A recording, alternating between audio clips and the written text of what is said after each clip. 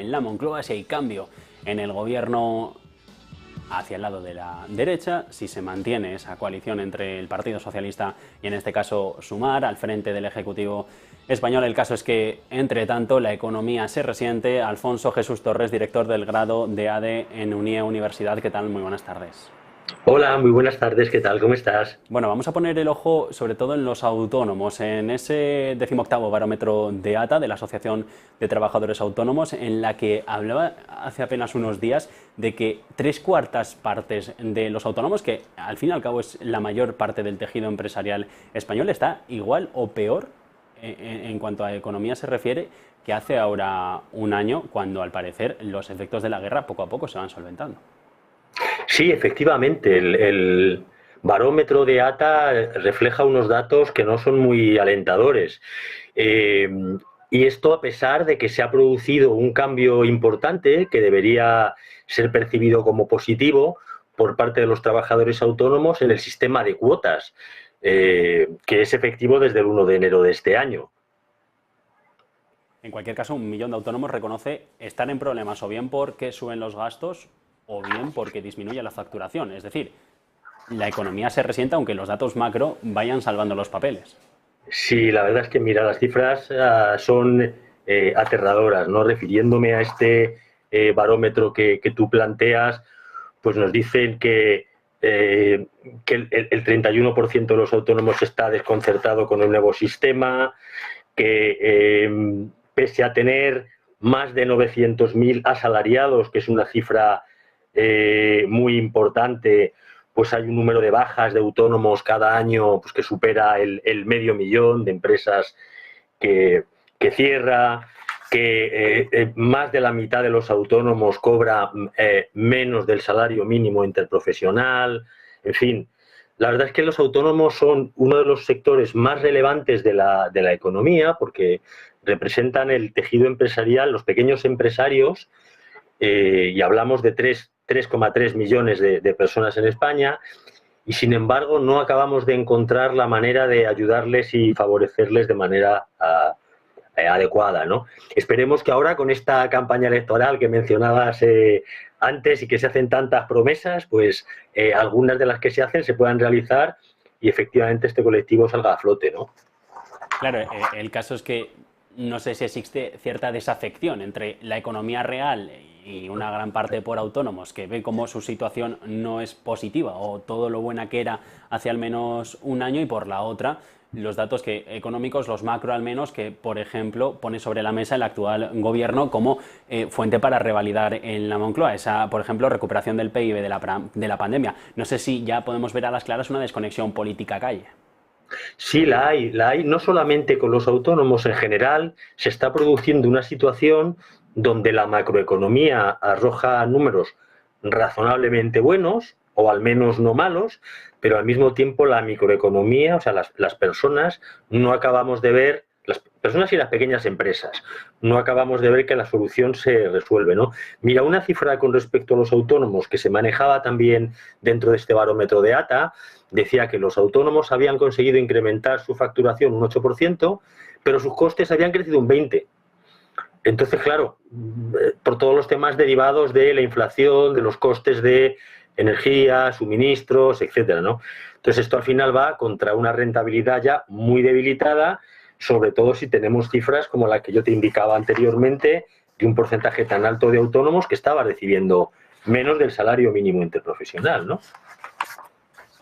Hablamos de unos autónomos que en cualquier caso, al menos en el 84%, si no me equivoco, según el barómetro, no se plantea despidos frente a la subida de los costes. ¿Esto por qué puede ser? Bueno, a ver, primero tenemos que ver que los autónomos, solo hay un 20, un 21% de autónomos que contrate trabajadores. O sea, nos encontramos con que un 80% de los autónomos son ellos consigo mismos, ¿no? El despido en el caso de los autónomos es un tema, en primer lugar, es muy gravoso, porque a diferencia de otras, de las sociedades limitadas, cuando tú quieres despedir a alguien, si esto te mete en unos costes muy elevados, pues puedes llegar incluso a cerrar la empresa sin involucrar tu patrimonio, ¿no? En el caso de los autónomos, en ocasiones los despidos tienen que hacerlo contra su propio patrimonio, por el coste tan elevado, con lo cual esto les hace pensárselo dos veces, ¿no? En segundo lugar, pues cuando tienes a una persona que está trabajando contigo durante un tiempo, desprenderte de ella y volver a empezar, se hace algo duro, ¿no? Y la situación económica ahora mismo, aunque no apunta a ser boyante, tampoco parece que tengamos que estar destruyendo puestos de trabajo, ¿no? En el corto plazo, al menos. ¿La reforma laboral ha podido ser un salvoconducto, al menos, para que esta situación se dé así? Esos fijos discontinuos de los que ahora se habla con las contabilidades en cuanto a materia laboral. ¿A qué te refieres con un salvoconducto? No sé si entendí Sí, muy bien que tu no pregunta. sé si la reforma laboral y esos cambios en la ¿Sí? legislación han podido ser un aliciente para que los autónomos vean que no tienen que despedir a pesar de bajar la facturación o a pesar de un incremento de costes. Bueno, se pueden acoger al mismo sistema de contratos fijos discontinuos, que da una cierta estabilidad, entre comillas, y en cierta medida pues facilita efectivamente el que no se despida, sino que se contrate por temporadas, ¿no? Date cuenta de que cuando miras el sector de autónomos en España, o los distintos sectores que lo componen, pues tienes una serie de actividades que son bastante estacionales. Tienes una que es comercio, tienes otra parte que es construcción, eh, todo lo que tiene que ver con hostelería, son sectores claves donde la estacionalidad pues, puede jugar un papel importante. Y en este sentido esta ley, bueno, sí puede ayudar a que no se despida, lo cual no significa que haya actividad, ¿sabes? Pues no están despedidos, pero tampoco están activos. Bueno, es un texto en el que también se hablaba, y precisamente usted lo mencionaba al comienzo de la conversación, el nuevo sistema de cotizaciones. Solo el Sí. 15%, que serían unos 450.000 trabajadores al cambio, 45.000 trabajadores, se adapta al nuevo sistema de cotización.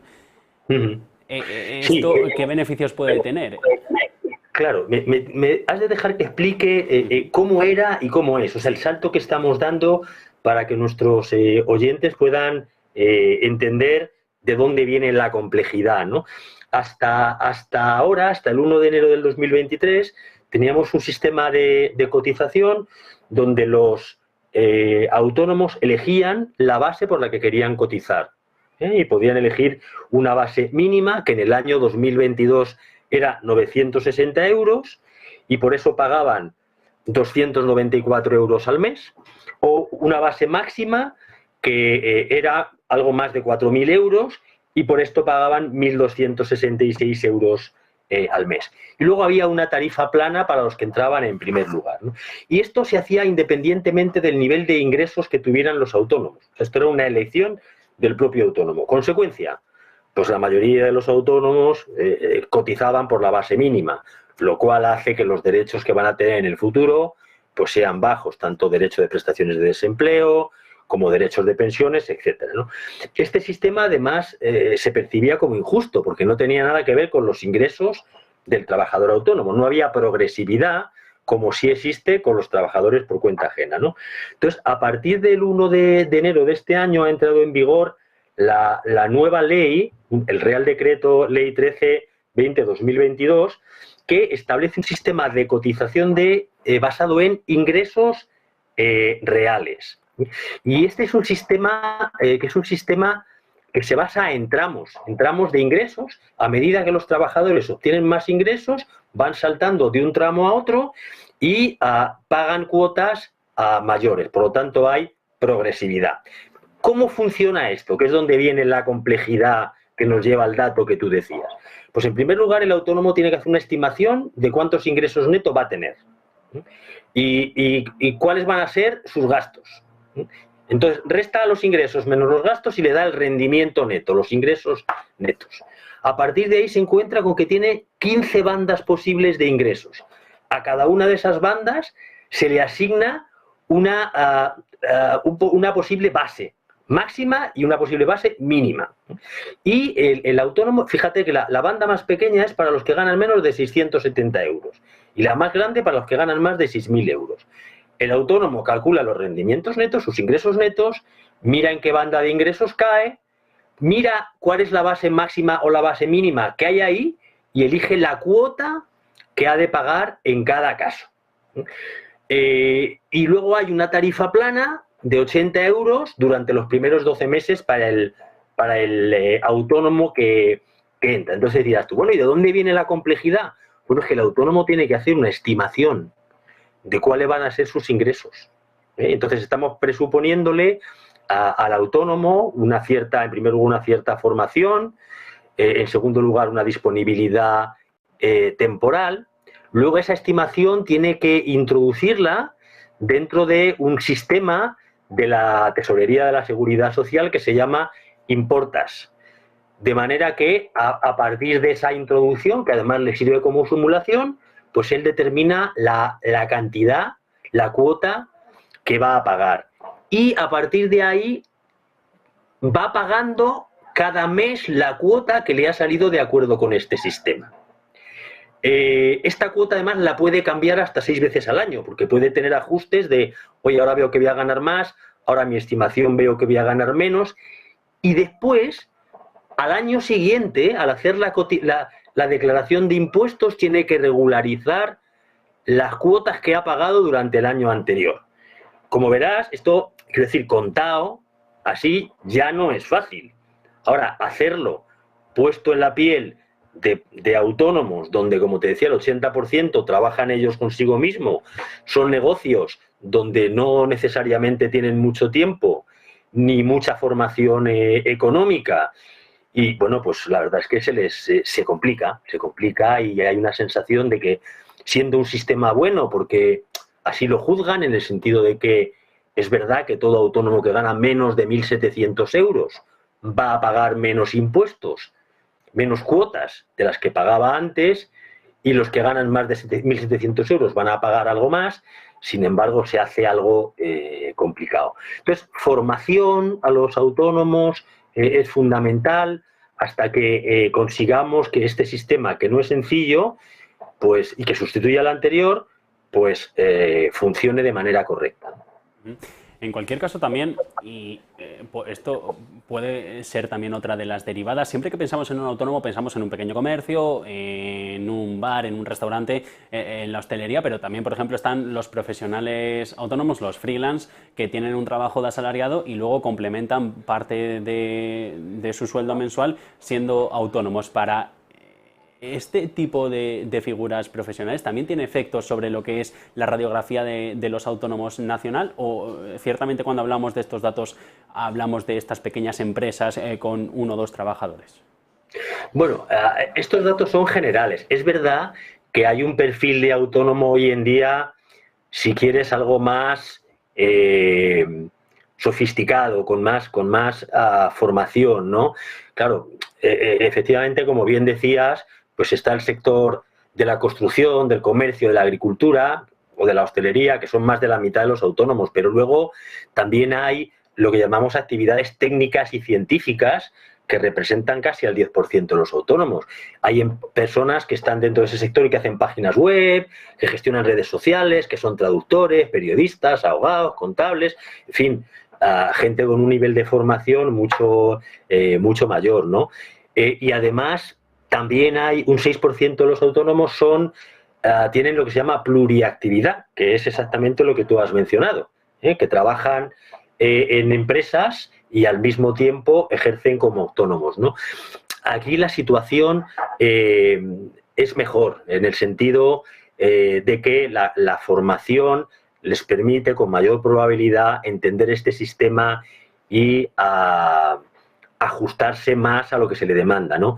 Pero sí he de decirte que el 90% de los autónomos que tienen menos de 40 años, o sea, los autónomos, vamos a poner entre comillas, joven, porque jóvenes somos todos, como bien sabes, pero este 40% o sea, estos autónomos que tienen menos de 40 años, el 90% está cotizando por las bases mínimas.